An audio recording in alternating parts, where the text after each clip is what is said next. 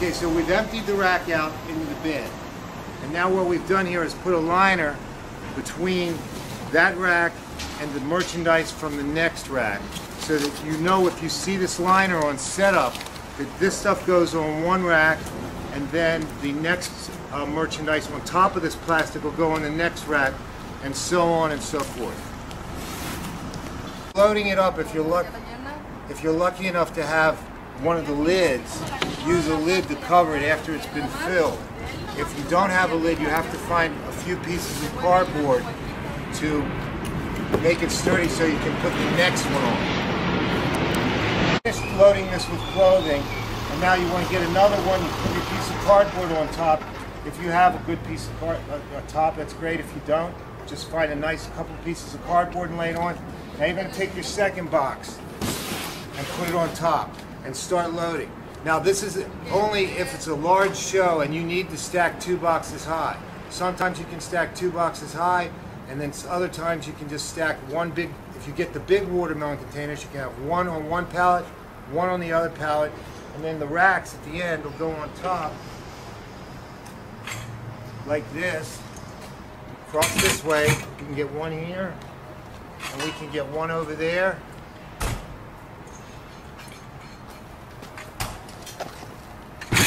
And these you can stack too high, but you still, again, make sure you put cardboard on top of the clothes. And then at the end, this is the very last one.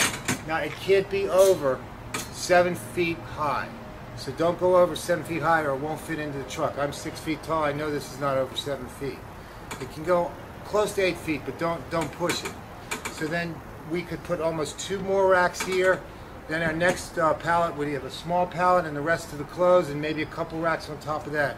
Now this is ready to shrink wrap, and it's ready to go back to OTOMIX. Okay, so we have 2 pallets here that are ready for wrapping. You can see that we started wrapping some of the racks on top of the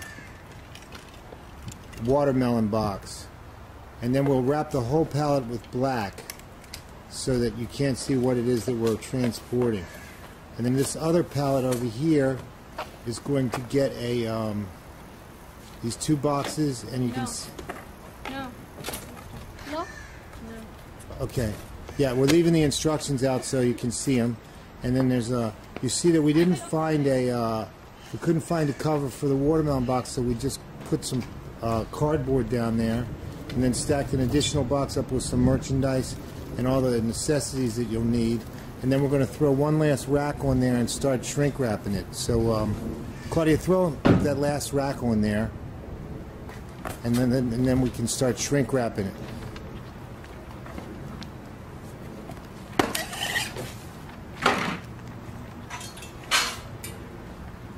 Okay, so it'll go close to the edge there, and then now we're going to start shrink wrapping it so we're ready to go. So we'll start shrink wrapping. This is the airplane. So now we're shrink wrapping.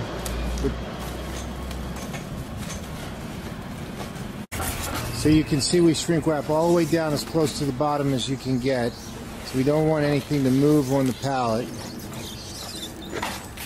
And the black wrap. And then we'll continue and go over the top and finish this pallet.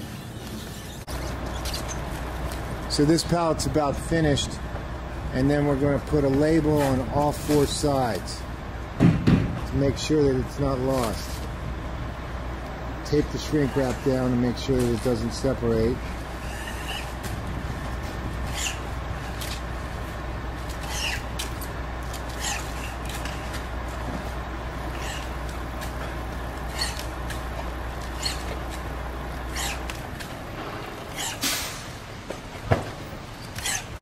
Okay, so now you got to make sure that you put a label on all 4 sides of the pallet, and if you got extras you can put one on the top just to make sure that it doesn't get lost or separated. And then we're going to go to this next pallet and wrap that, and I will show you exactly what it looks like when it's finished. So when you open the first rack, or maybe it's on the second rack, you'll find an envelope full of the documents that'll have the return labels in it and anything that you need, the inventory for the show.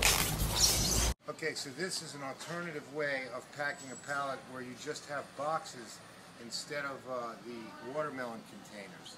You can put the 4 boxes around and stack the racks in between. That's great.